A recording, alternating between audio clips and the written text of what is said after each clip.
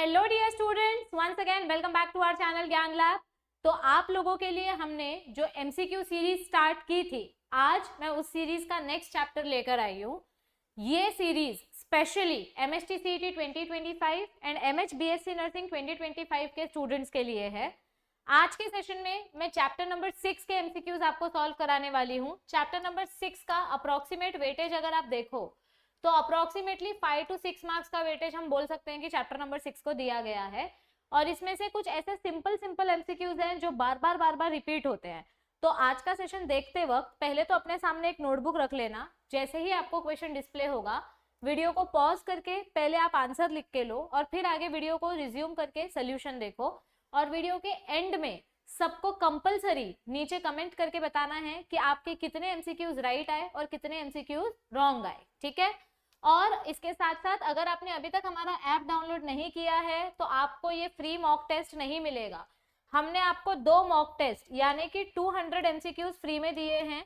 आपको बस app download करके लॉगिन करना है। लॉगिन करने के बाद लेफ्ट हैंड साइड में ये जो 3 डॉट्स है, ये 3 लाइंस पे आप क्लिक करोगे तो आपको फ्री मटेरियल वाला सेक्शन दिखाई देगा। इस फ्री मटेरियल वाले सेक्शन में जाके आपको टेस्ट वाले फोल्डर में जाना है, जहां पे जाके आप अपना मॉक टेस्ट अटेम्प्ट कर सकते हो, ठीक है।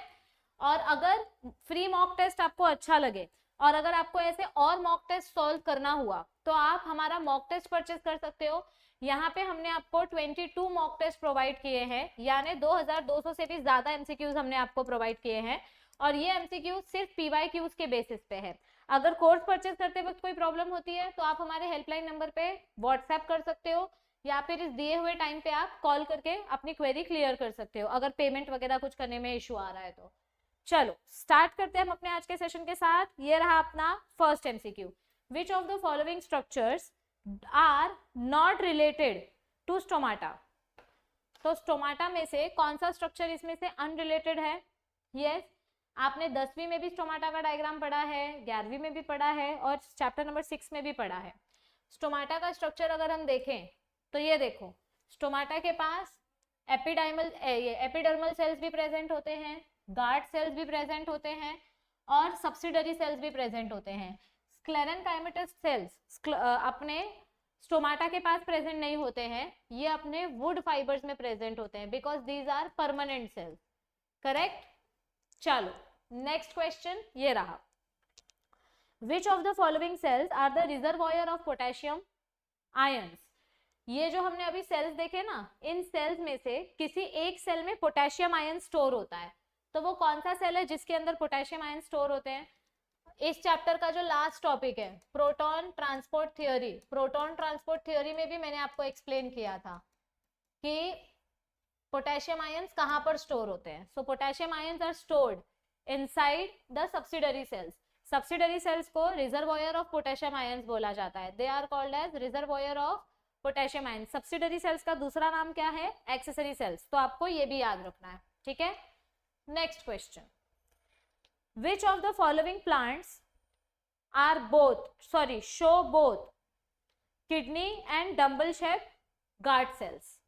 तो कौन से ऐसे प्लांट्स हैं जिनमें हमको किडनी शेप और डम्बल शेप दोनों शेप के गार्ड सेल्स देखने को मिलते हैं? Yes, nerium, lotus, cyperus. ये बहुत कॉमन क्वेश्चन है जो मैं आपको बोर्ड्स का जब रिवीजन करा रही थी तभी भी बोला था याद रखने के लिए, और आज फिर से ये क्वेश्चन आया है और ये बहुत ही ज्यादा इंपॉर्टेंट पीवाईक्यू क्वेश्चन है।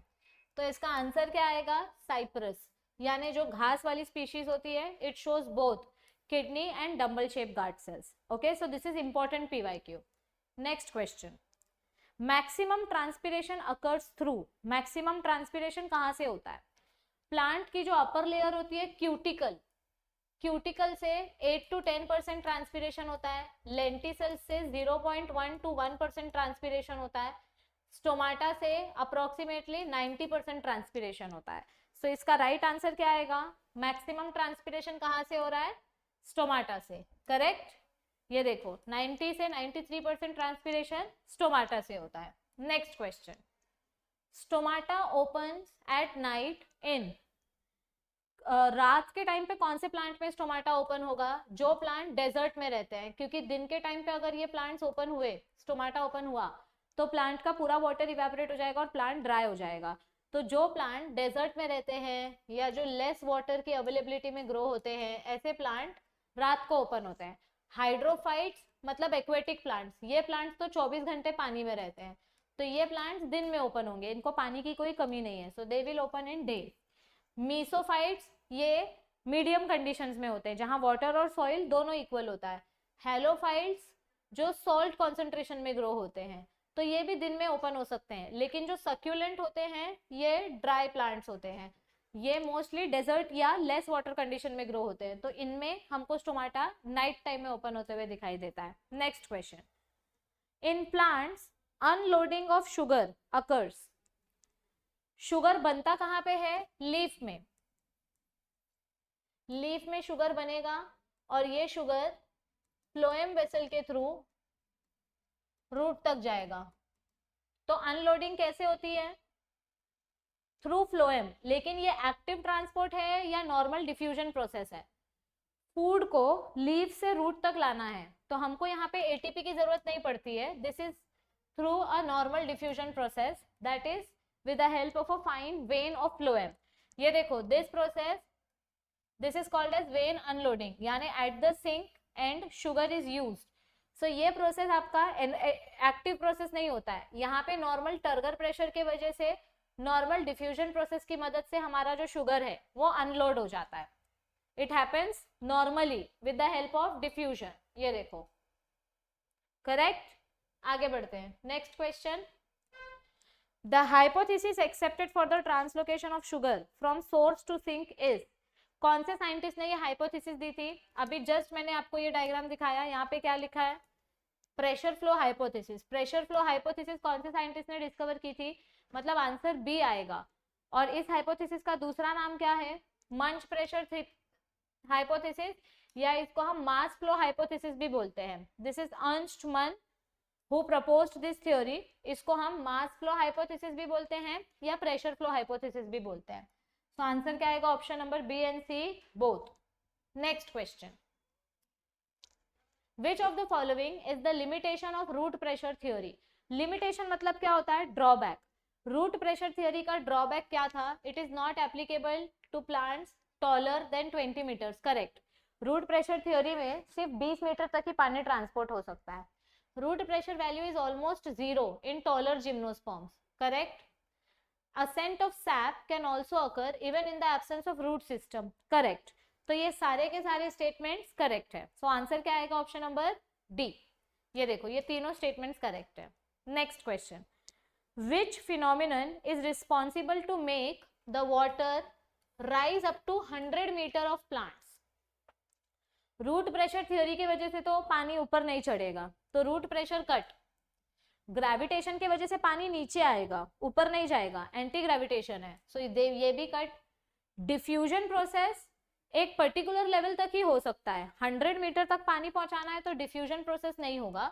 ट्रांसपिरेशन की मदद से वाटर जो है वो 100 मीटर टॉल तक पहुंच सकता है। Okay, so answer is transpiration pull. Next question, which one of the following is the most widely accepted theory. ऐसा क्यों हो रहा है?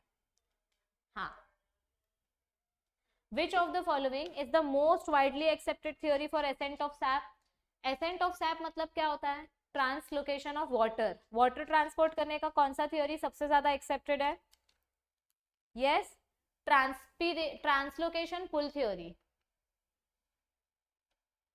ट्रांसलोकेशन पुल नहीं आना चाहिए, ट्रांसपिरेशन पुल थ्योरी आना चाहिए, लेकिन ट्रांसपिरेशन सिर्फ दिया है और यहाँ पे ट्रांसपिरेशन पुल दिया है, तो यहाँ पे आप ट्रांसलोकेशन का मतलब ही होता है ट्रांसपिरेशन, यानी वाटर को आप ट्रांसलोकेट कर रहे हो, क्योंकि असेंट वर्ड का मतलब क्या होता है? ट्रांसलोकेशन। सो अगर यहाँ पे ट्रांसपिरेशन पुल थ्योरी लिखा होता तो आंसर ये राइट आता, लेकिन यहाँ सिर्फ ट्रांसपिरेशन बोला है, और ट्रांसपिरेशन तो लीफ में से भी हो सकता है, तो ये करेक्ट आंसर नहीं है। जहां पे ट्रांसलोकेशन पुल थ्योरी दिया है इस केस में फिर this is the correct answer. Okay, next, in which one of the following expenditure of energy is required. Expenditure of energy मतलब क्या? एटीपी यूज करना, और जहां पे आप एटीपी यूज करते हो ऐसे प्रोसेस को हम क्या बोलते हैं? अभी ये क्वेश्चन बच्चे को आना चाहिए। जहां पे हम एटीपी यूज करते हैं ऐसे प्रोसेस को हम क्या बोलते हैं? Active transport. Okay, next, identify the labeled structure in the given figure. अभी पहले लेबलिंग करो। ये जो आउटर मेम्ब्रेन है, ये आउटर मेम्ब्रेन को हम क्या बोलेंगे? This is plasma membrane. Label number 2 Casparian strip. Label number 3 endodermis. Endodermis के पास कैस्पेरियन स्ट्रिप होती है। Label number 4 pericycle.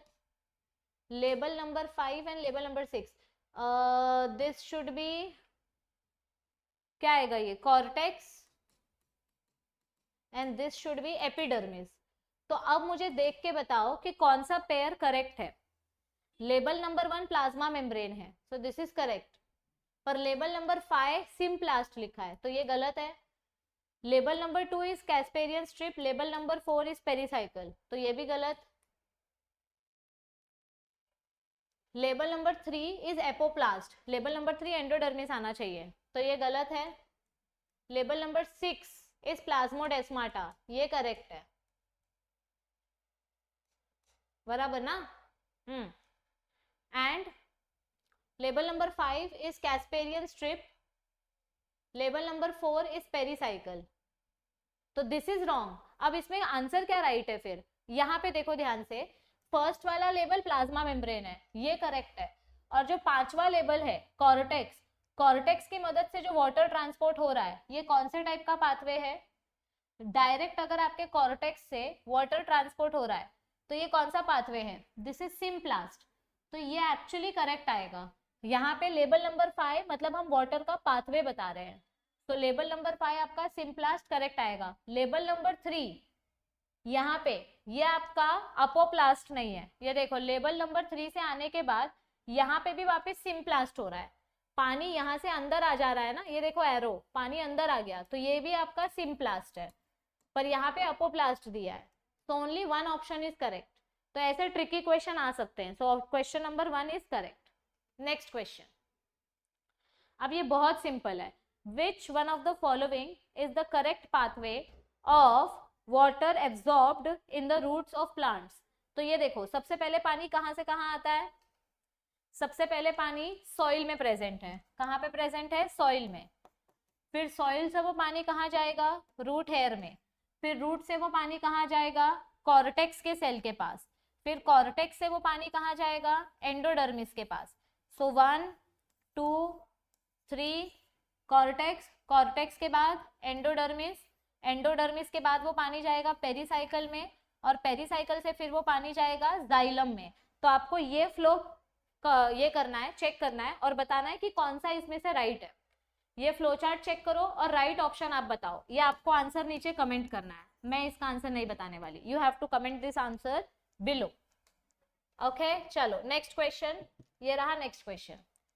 Which of the following equation is correct for a turgid cell? तो अभी टर्जिट सेल के लिए हमने क्या इक्वेशन पढ़ा था? टर्जिट सेल मतलब क्या होता है? जो सेल अंदर से पूरा फूगा हुआ है, स्वोलन है, जिसके पास बहुत सारा पानी है। जिस सेल के पास बहुत सारा पानी होगा उसको और ज्यादा पानी की जरूरत नहीं पड़ेगी। Yes, so turgor pressure plus osmotic pressure is wall pressure, this is incorrect. दे दो पानी दे दो plus turgor pressure plus osmotic pressure is equals to wall pressure, this is also incorrect. अगर आपका सेल टर्जिड हो गया है तो उसका ऑस्मोटिक प्रेशर भी अचीव हो गया है, ये देखो, in a turgid cell turgor pressure is equals to osmotic pressure, and in a flaccid cell turgor DPD is equals to OP. अगर सेल चपटा है तो वो पानी मांगेगा, दे दो पानी दे दो, और अगर सेल का पेट भर गया तो वो पानी लेना बंद कर देगा। This equation is very very very important. Okay, तो आंसर क्या आएगा इसमें से? Option number B. Next question, the water potential of pure water is? Pure water मतलब क्या होता है? जिसके पास एक भी सल्यूट नहीं होता है, और अगर हमारे वाटर में एक भी सल्यूट प्रेजेंट नहीं है, एक भी इम्प्योरिटी नहीं है, तो ऐसे वाटर का वाटर पोटेंशियल हम क्या बोलते हैं? It is 0। क्या होगा इस वाटर का water potential? 0। Water potential is pure of pure water is always 0। So this is also important PYQ। In topics के ऊपर बहुत क्वेश्चन आता है, वाटर पोटेंशियल वाले टॉपिक के ऊपर भी बहुत क्वेश्चन आता है। Next, Who coined the term diffusion pressure deficit? Now this is interesting question. ये भी आपका इंपॉर्टेंट PYQ है। इस चैप्टर में इतने सारे साइंटिस्ट के नाम है कि आपको 2 साइंटिस्ट के नाम तो कंफर्म पूछे जाएंगे। आपको जो 3 थियोरी दी है, root pressure theory, cohesion tension theory, ये जो थियोरीज आपको दी है, ट्रांसपिरेशन पुल थियोरी एटसेट्रा, ये थियोरीज में से आपको एक नाम पूछा ही जाएगा, कंपलसरी पूछेंगे, तीनों थियोरी में से एक थियोरी पूछेंगे ही पूछेंगे कि कौन से साइंटिस्ट ने ये थियोरी दी थी। तो डिफ्यूजन प्रेशर डेफिसिट की थियोरी किसने दी थी हमको? बीएस मायर ने। ये देखो, B S Meyer gaved diffusion pressure theory, जिसको हम सक्शन प्रेशर के नाम से भी जानते हैं। Next question, in a fully turgid cell DPD is always equal to 0 what? अभी देखो, अपना सेल पूरी तरीके से टर्जिड है, तो डीपीडी विल बी, दे दो पानी दे दो, अगर सेल का पेट पूरा भरा हुआ है तो वो और पानी पिएगा क्या? आप बताओ सोच के जरा, अगर मेरे सेल का पेट पूरा भरा है तो वो और पानी मांगेगा क्या? सोचो सोचो सोचो, आंसर नीचे कमेंट करो, सोचो क्या आएगा आंसर और नीचे कमेंट करो। Next, the type of transport taking across the biomembrane without the help of protein is, ये अपना सेल मेम्ब्रेन है, यहाँ पे हेल्पर प्रोटीन्स है, इनको टनल प्रोटीन्स बोलते हैं। बिना टनल प्रोटीन्स की हेल्प लिए डायरेक्ट अगर अपना मॉलिक्यूल सेल के आर पार हो रहा है तो इस प्रोसेस को हम क्या बोलते हैं? जब आप प्रोटीन की मदद लेते हो तो उसको हम फैसिलिटेटेड डिफ्यूजन बोलते हैं, बट यहाँ पे विदाउट प्रोटीन हो रहा है तो इस प्रोसेस को हम क्या बोलेंगे? Simple diffusion. डायरेक्ट आपका वाटर मॉलिक्यूल ट्रांसपोर्ट हो रहा है या कोई भी मॉलिक्यूल ट्रांसपोर्ट हो रहा है। ये देखो, बिना एटीपी के हमारा डायरेक्ट मॉलिक्यूल आगे ट्रांसफर हो रहा है। Next, select the incorrect statement from the following. DPD is also known as water potential, osmotic pressure is termed as osmotic potential, ये करेक्ट है। Water potential of pure water is always 0, this is also correct. अगर हमारे cell का पेट पूरा भर गया है तो टर्गर प्रेशर की वजह से वॉल प्रेशर क्रिएट होगा, this statement is also correct. Turgor pressure is equals to wall pressure, ये देखो इधर पे, अगर अपने सेल का पेट पूरा भरा हुआ है तो turgor pressure is equals to wall pressure. अंदर से पेट भर गया है तो सेल अंदर से बाहर की तरफ प्रेशर अप्लाई करेगा। Okay, next question, which of the following types of solution has higher osmotic concentration? higher osmotic concentration मतलब क्या होता है? more solute less solvent। तो कौन सा ऐसा सोल्यूशन है जिसमें ज्यादा सोल्यूट और कम सॉल्वेंट होगा? हाइपरटोनिक, आइसोटोनिक, हाइपरटोनिक क्या आएगा? आइसो मतलब सेम, जितना सोल्यूट उतना सॉल्वेंट, हाइपो मतलब लेस सोल्यूट, और हाइपर मतलब मोर सोल्यूट। तो इसका आंसर क्या आएगा? Option number C, correct. ये देखो, next, water present in the form of hydrated oxide of silicon aluminum is called as dash। Okay, अभी ये एकदम फर्स्ट टॉपिक का क्वेश्चन है। ग्रेविटेशनल वाटर मतलब जो नीचे चला जाता है सॉइल पार्टिकल्स के बीच में से, हाइग्रोस्कोपिक वाटर मतलब जो सॉइल के साथ बाइंड हो जाता है, जो सॉइल के साथ बाइंड हो जाता है। कंबाइंड वाटर मतलब क्या होता है? जो केमिकल्स के साथ ऐड हो जाता है। तो सिलिका, सिलिकॉन, एल्यूमिनियम, ये सब केमिकल्स है ना, तो जब अपना वाटर मॉलिक्यूल केमिकल्स के साथ बाइंड हो जाता है तो ऐसे वाटर को हम क्या बोलते हैं? Combined water. क्या बोलेंगे? Combined water. ये देखो, hygroscopic water, gravitational water and combined water. Next, outer layer of root hair is composed of, बच्चे चैट बॉक्स में करते हैं ना, girls OP, boys OP, ma'am OP, sir OP, ऐसे कुछ तो तुम लोग करते रहते हो, आउटस्टैंडिंग परफॉर्मेंस का शॉर्ट फॉर्म ओपी ओपी बोलते रहते हो। तो अभी यहाँ पे मैंने आपको एक ट्रिक बताया था कि अपना जो रूट हेयर का सेल वॉल होता है, ये रूट हेयर का जो सेल वॉल का आउटर मेम्ब्रेन है, ये आउटर मेम्ब्रेन दो मेम्ब्रेन से बनता है, आउटर एंड इनर। तो ये आउटर मेम्ब्रेन कौन से शुगर से बना है? ओपी। ओपी मैंने ट्रिक याद रखने बोला था। Outer layer is made up of pectin and inner layer is made up of cellulose. So इसका आंसर क्या आएगा? Option number B, it is two layered. outer layer is made up of pectin and inner layer is made up of cellulose. Okay, last question of the day, water act as thermal buffer because water के पास तीन properties होती है। High specific heat मतलब water को heat करने के लिए एक स्पेसिफिक टेम्परेचर देना पड़ता है। High heat of vaporisation water को लिक्विड से वेपर फॉर्म में कन्वर्ट करने के लिए we have to use the heat energy, that is high heat of vaporisation and high heat of fusion. मतलब वाटर को लिक्विड फॉर्म से सॉलिडिफाई करने के लिए, आइस में कन्वर्ट करने के लिए हमको टेम्परेचर इंक्रीज करना पड़ता है, that is high heat of fusion. और इन तीनों प्रॉपर्टीज की वजह से हम वाटर को थर्मल बफर बोलते हैं। तो इस क्वेश्चन का राइट आंसर क्या आएगा? Option number D. Yes, it is known as thermal buffer because of these three properties. So I hope आपको आज का सेशन सॉल्व करके मजा आया होगा। अगर आपने अभी तक हमारा ऐप इंस्टॉल नहीं किया है तो आप मॉक टेस्ट नहीं दे पाओगे। मॉक टेस्ट देने के लिए आपको ऐप इंस्टॉल करना पड़ेगा। ऐप इंस्टॉल करो, लॉगिन करो। लॉगिन करने के बाद यहाँ पे 3 लाइंस पे क्लिक करो, फ्री मटेरियल वाले सेक्शन में जाओ और फ्री मटेरियल सेक्शन में जाके 3rd फोल्डर ओपन करो, टेस्ट वाला फोल्डर। वहां पे आपको फ्री मॉक टेस्ट देखने मिलेगा। अगर किसी बच्चे को लाइव लेक्चर्स अटेंड करना है, क्रैश कोर्स ज्वाइन करना है, आपको लेक्चर प्लस मॉक टेस्ट सब कुछ चाहिए। देखो, वरदान बैच में भी आपको मॉक टेस्ट मिलेगा, 22 mock test plus chapter wise mock test. और यहाँ पे एक फायदा है कि यहाँ पे आपको लेक्चर्स भी देखने मिलेंगे, रिकॉर्डिंग प्लस लाइव। और अगर आपको लेक्चर्स नहीं देखने हैं तो आप सिर्फ मॉक टेस्ट ज्वाइन कर सकते हो। अगर आपने वरदान बैच लिया तो आपको मॉक टेस्ट अलग से नहीं खरीदना पड़ेगा, ये मॉक टेस्ट इसमें फ्री आएगा।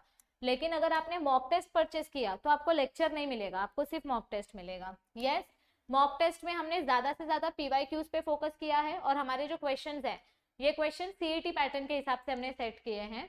अगर कोर्स परचेस करते वक्त आपको कोई क्वेरी होती है तो आप हमें इस नंबर पे व्हाट्सएप कर सकते हो, ओके। और अगर किसी को फ्री में MCQ सॉल्व करने, किसी का कुछ फाइनेंशियल इशू है एक्सेट्रा, तो आप हमारी ये प्लेलिस्ट भी फॉलो कर सकते हो। इन सारी प्लेलिस्ट में मैंने लास्ट 3 साल में बहुत सारे MCQs आपको प्रैक्टिस कराए हैं और फिजिक्स का भी कंटेंट हमने आपको प्रोवाइड किया है। तो आई होप आपको आज के वीडियो से फायदा मिलेगा। अपने अपने मार्क्स नीचे कमेंट करो, मैंने जो आंसर आपको पूछा है वो आंसर नीचे कमेंट करो। इस वीडियो को ज्यादा से ज्यादा अपने फ्रेंड्स के साथ शेयर करो। हमारे चैनल पे हमने कम्युनिटी पोल्स अपलोड करना स्टार्ट किया है और कम्युनिटी पोल्स पे हम सिर्फ और सिर्फ 2023-2024 के PYQs अपलोड कर रहे हैं। एक दिन में कम से कम हम 4-5 कम्युनिटी पोल अपलोड करते हैं। तो अगर आप कम्युनिटी पोल्स भी रेगुलरली अटेम्प्ट करोगे तो भी आपकी CET की प्रिपरेशन अच्छे से होते जाएगी।